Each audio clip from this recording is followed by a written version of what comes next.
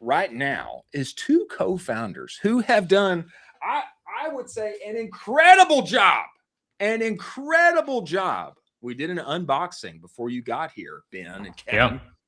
An incredible job at solving a real problem, branding it correctly, and they are growing like a weed. I think their story starts out with them having a real problem, themselves finding a way, finding a solution, creating a solution, and then bringing it to the masses on the internet. I'm talking about the one and only Ben and Kevin, co-founders of PrettyBoy. Get in here, boys. Get inside this show. What up, potato chips? Gentlemen.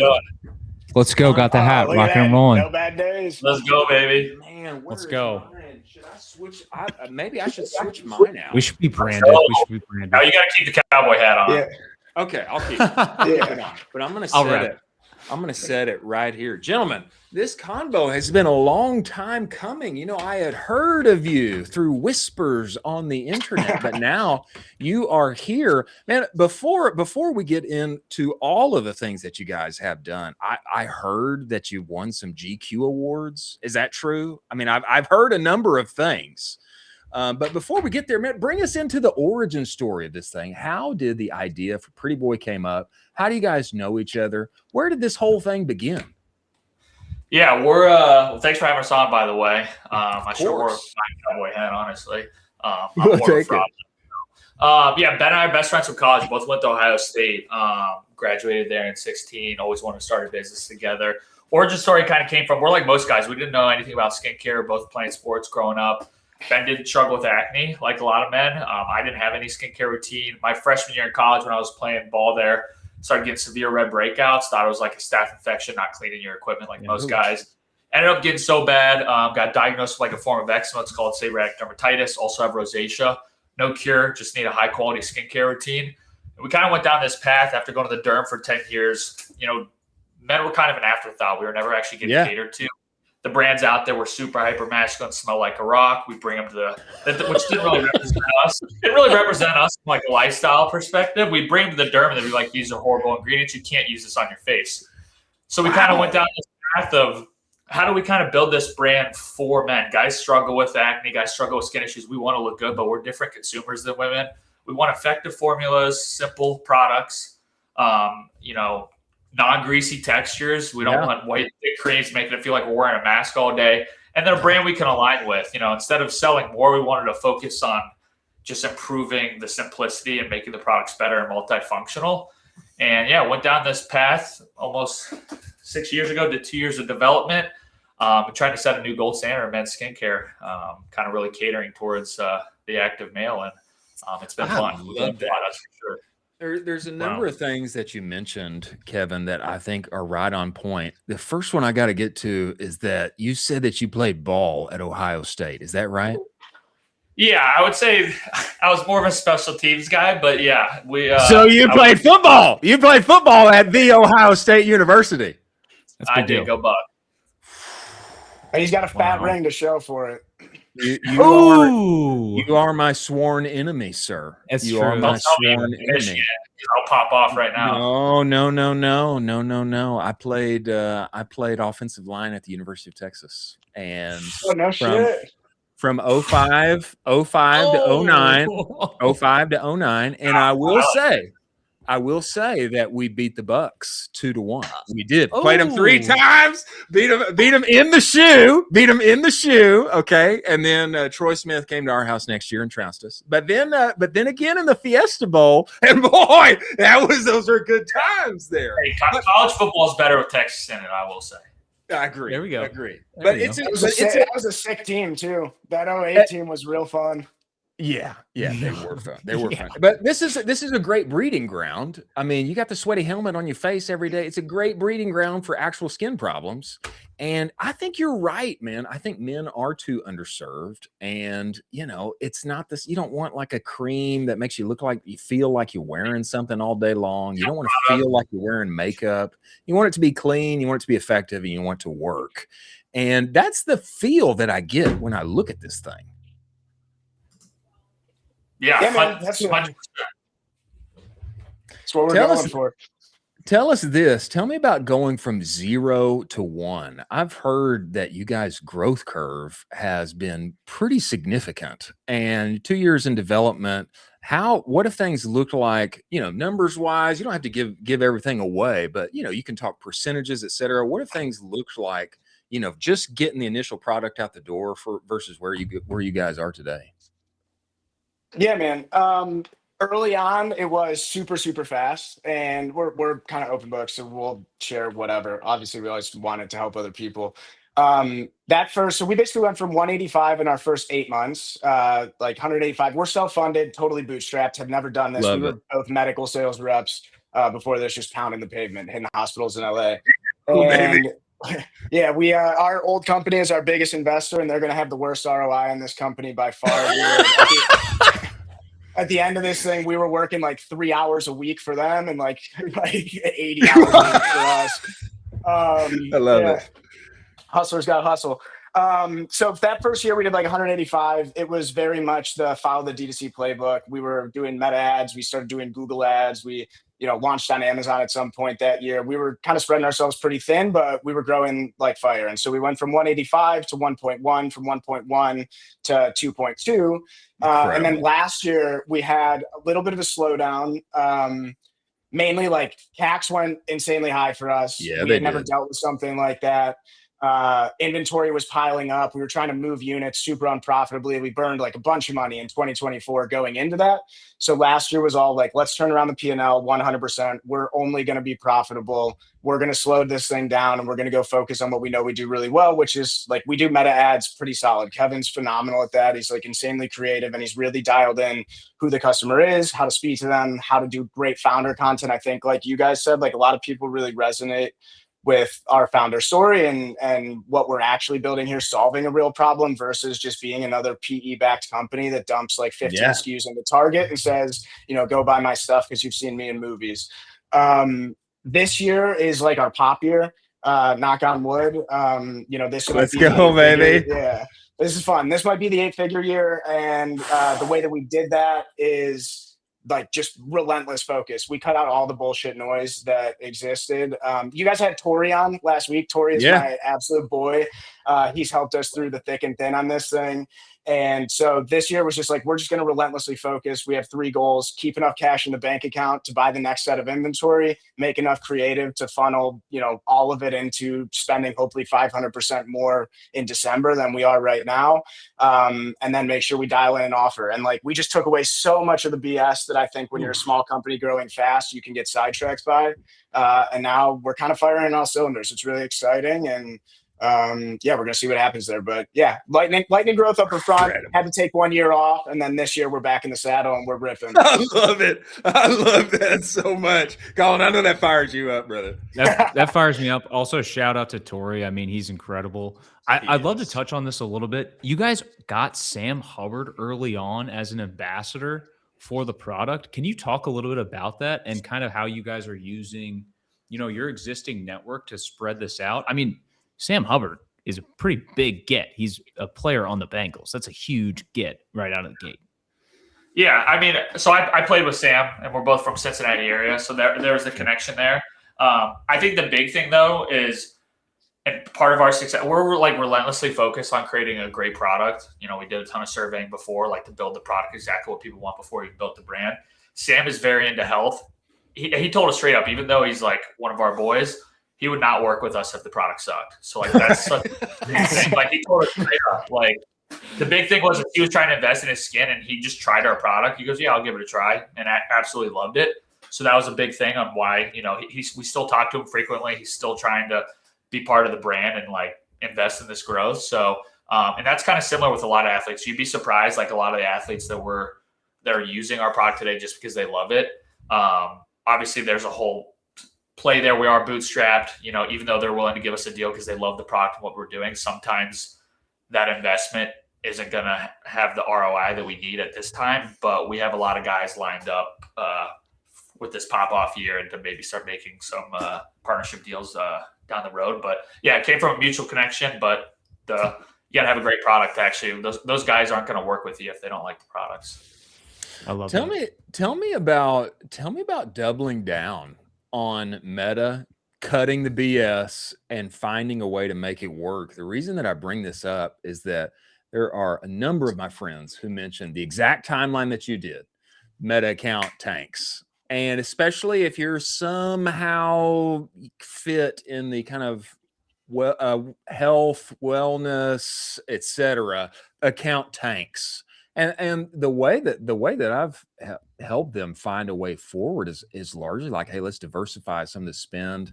Let's get on app loving. Let's start doing some other things and see if we can get a better buy and find a new customer. But it sounds like you guys have found a way forward, not only to be profitable, but to keep growing on Meta. Is that the case? Yeah, and I think we'll have two different answers to this. So I'll answer one part of you, and I know Kevin will have like a different piece of this.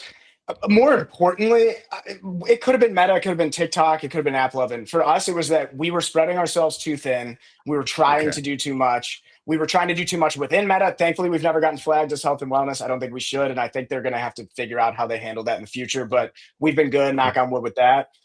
We were spreading ourselves too thin, and so when things were the worst, it was easy for us at that time. We had conversations around maybe this is not going to be the right channel. Maybe everything's changed. Maybe this is not going to be what works for us.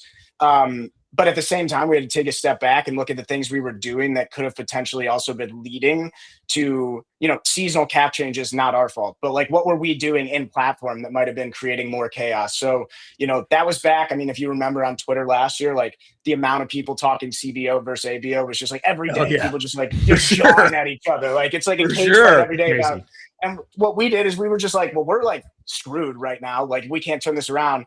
Like F campaign structures, we're putting every single ad that we've ever had work into one ad set, one campaign, and we're just setting a budget at this amount until it starts to turn. And then all of a sudden it starts to turn and you go, oh, maybe structure doesn't actually matter that much. Like maybe it really is about just having a better creative and a better offer. And like shout out to Zach Stuck and Max Orr over at Hollow and Easy Street. Like they helped us a lot through that. And Tori, like we said, where it was like, yo, just like simplify your life. And I remember someone was telling me this.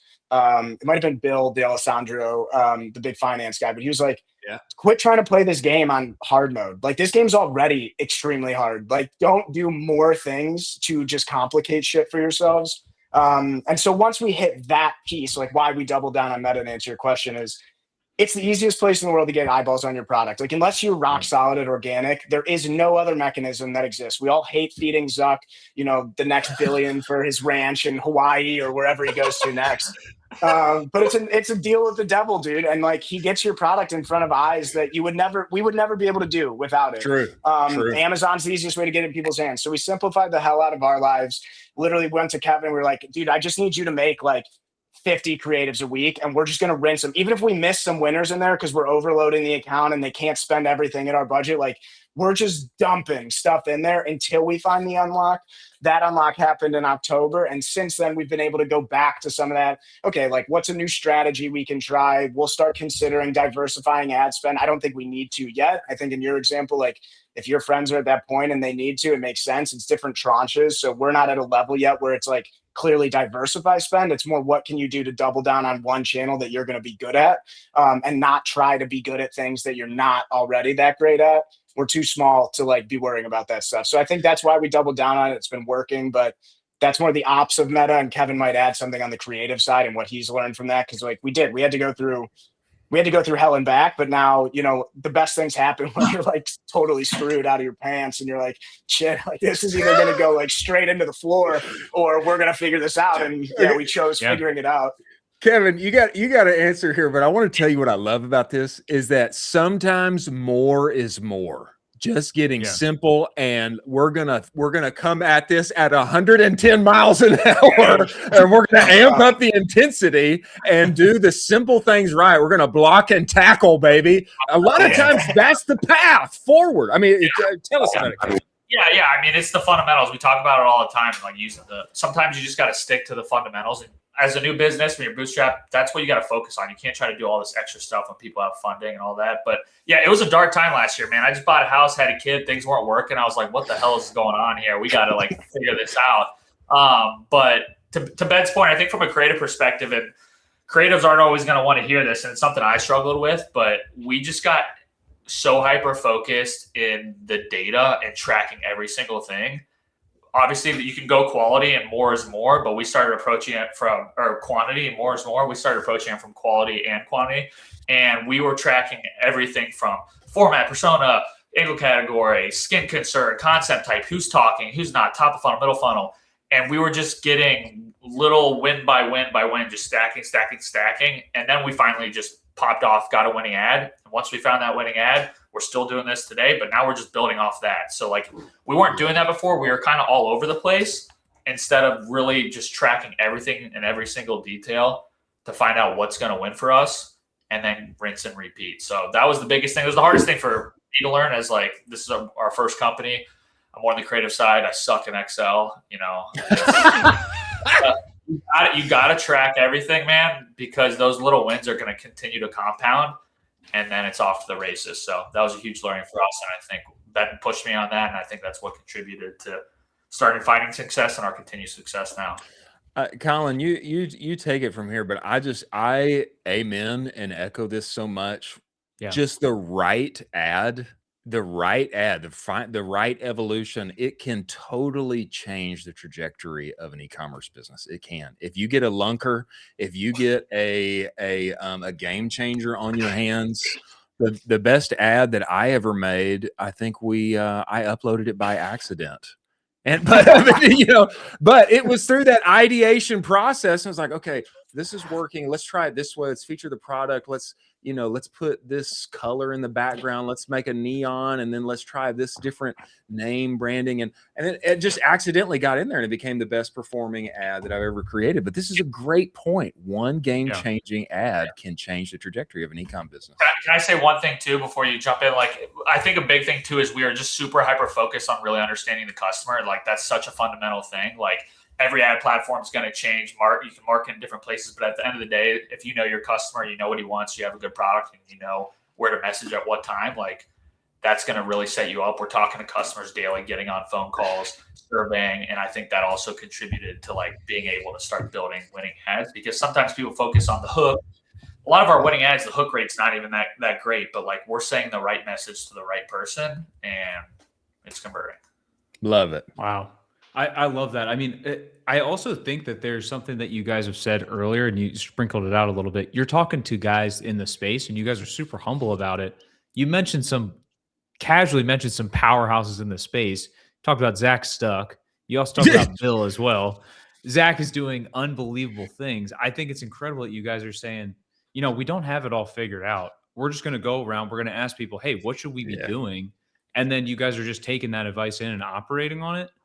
Could you talk us through a little bit more about that process of being inside and testing to try to find that winning ad? So like, if I'm a 7-figure brand owner, I'm struggling. I'm trying to figure out, I want the next breakthrough. I want to hit that 8-figure. What's that process from 0 to 1 where I got to go and break through to hit 8 figures? You're talking about on the ad side, Colin, like evaluating ads side. or on the creative side? Yeah, making that creative. Yeah, you want to give your point first, Ben, and then I'll dive in? Yeah, well, I mean, I'm not creative at all. So how bad Kevin is at Excel, that's me with like making things look cool or doing that type of stuff. I do buy our ads. So like what I'll say there is I think there's two different lenses on this. So Kevin talked a lot about why we had to get like super in the data. And I think this is going to answer your question specifically. The reason we had to do that is like we weren't the brand that from the first 10 ads we loaded, we found an evergreen and it just propelled us. Yeah. So those people, like, they don't have to do this, but I won't name drop these people because I don't know if they'd be comfortable with it. I know another massive brand who we were talking about what we were going through, and he saw the way we were tracking data. He's like, holy shit, man, like we've never, ever done this. Like we just always printed money, but now we're reaching a plateau. For us, we reached the plateau earlier. And like when shit's not going well, this is a big thing we always talk. Sorry, I'm swearing a lot. I don't know if that. You're good to go. You're good to go, man. With us, what happened is we were like, well, there's only so much we can do right now. Like we can't go dump more money in. We can't go, like, we're not going to spin up in our channel. We're not like a content house. Like all we can really do is get good at this thing. And we've reached a plateau. So how do we go and do the tedious data work to actually break this down to a level that we can say, this is the thing that's working? So like in your example, that person who's reaching that plateau, the right answer might actually be, the right answer might actually be like, you've got to take a step back and go try to actually put like a more analytical spin on why something's working, and then break that down to the next like 1, 2, 3, 4 sub levels. On the inverse, like we have friends who've started brands at similar times than us, and they've like popped right in the middle. They had creative that was banging out and it was phenomenal, but their plateau is inevitably, you know, hopefully not, but is inevitably going to come at some point when you realize you didn't have to do this stuff that's really boring and tedious and no one starts a company to do because everything was working. But then all of a sudden you're going to have something happen where it becomes evident how important that is. So you're going to see that now, wow, I never learned how to do an actual cash flow model because we were just pumping money. But now I have to order way more inventory to keep up with 8 figures. And all of a sudden you're calling your pants down. And I would rather for us learn this stuff early. And I think we talk about this a lot. Like we've learned a lot of the really boring, hard, tedious stuff about e-com early because of the plateaus that we hit and the resistance we met.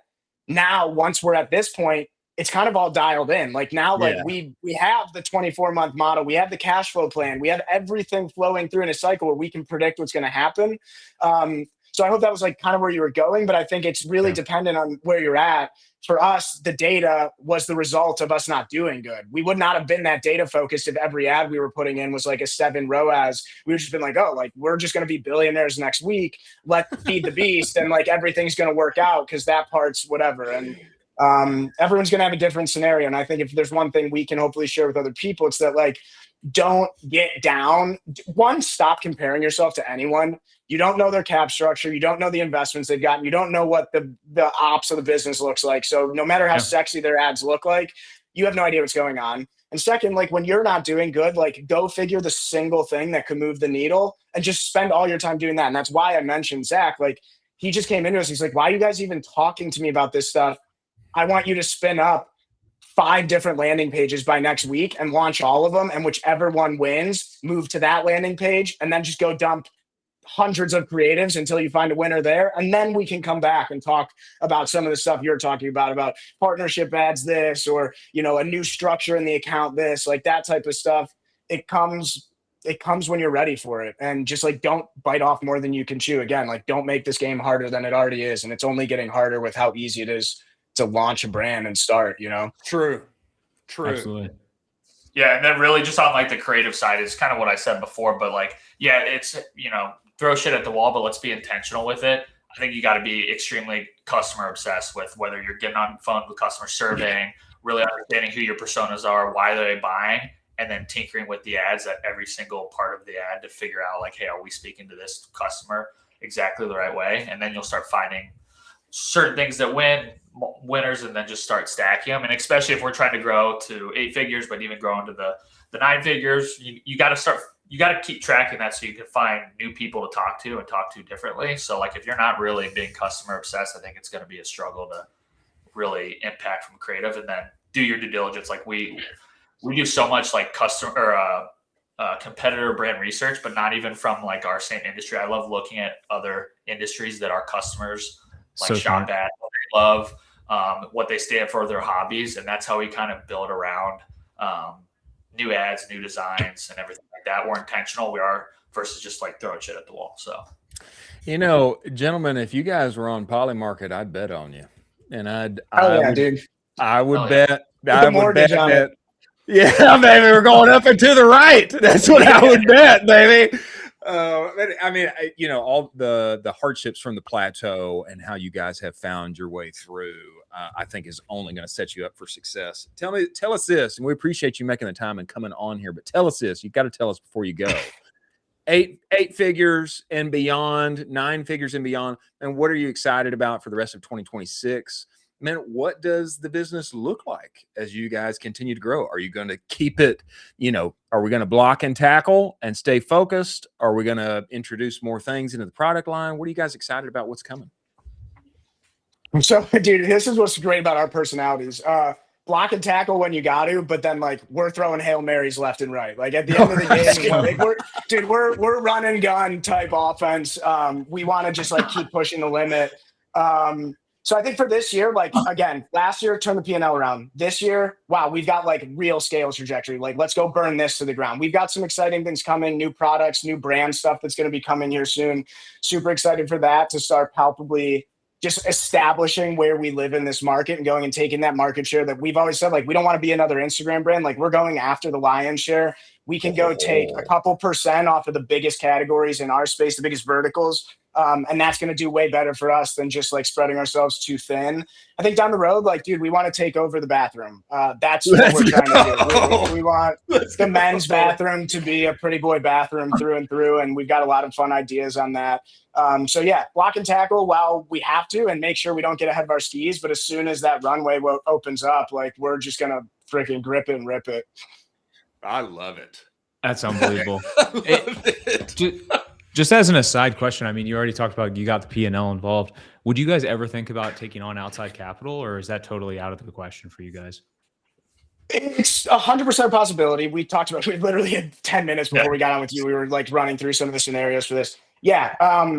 I think that when you look at growth capital, it's got to be, we've seen massive raises this week. Like, everyone saw the same thing. Yeah. So like, there's money coming into consumer. That's exciting. Again, it's like cyclical. What we've realized is that we want to take money when we have leverage. So we want it to be that people are coming to us and seeing like, wow, you guys are on this trajectory. We want to be a part of this. And this is how we're going to go take it to the next level. We don't want to ever have to take money just because like things are getting tight. Like, that's where the foundations come in. You know, right now, I think we still have a little bit of runway until, like, you look at some of those deals that got done this week. I mean, those guys are doing high 8, like low 9 figures. And, you know, I think for us, what purpose would it really solve? I think we still got a couple more things to prove in the product space. I think we got a couple more things to prove in media and distribution, like you guys talked about. Once we've kind of dialed some of that stuff in further, then like, yeah, it's always on the table. But you know, the more of your company you can keep is obviously always going to be better. But we want to be the same. Like, this is not, it's not a lifestyle brand, and it's not, we're not chasing a quick exit, but like, the goal here is to be a household name. And so at some point that obviously happens. Timing's everything. I feel like someone you talk to who's done a equity round has the same experience. Like, sometimes you feel like you deal with the devil. Sometimes it was the best thing ever. You just got to take each step in stride and be like, we're just trying to get to the end goal. And that's when that happens for us, will be hopefully clear. And if it's not, then just hopefully it's a good decision and we keep moving forward no matter what. Yeah. Well, when the time is here to call Coach Day, and get that, you know, get that check for whatever needs to happen. You just guys let me know. Let me know. We need this energy involved. I love what you guys are doing. I think what you guys are doing here is freaking sweet. Thank you. Hey, here's what I'll say. I love the energy here, and we need to get together. We need to get you boys down to Central Texas, or we need to get out to wherever you guys are now. Are you still in the Midwest? You in California? Where are you? Kev's in Scottsdale. I'm still in LA. We're both Midwest boys. We'll see. I'm getting married this year. He's got his kid. We're going to see where life takes us. We'll freaking love Texas, man. We would come down and hang with you guys whenever you want. But if you ever get a chance to be out here, let's link up. It'd be sick. You come down here, we're gonna make a special weekend. We're gonna get all the D2C brethren together, and we look forward to hosting y'all and having you. Gentlemen, we are gonna keep following you. We love the success. We love the blocking and tackling and the Hail Marys to come. Thanks for joining us. We'll catch you on the other side. Appreciate you. Peace, boys. Thank you.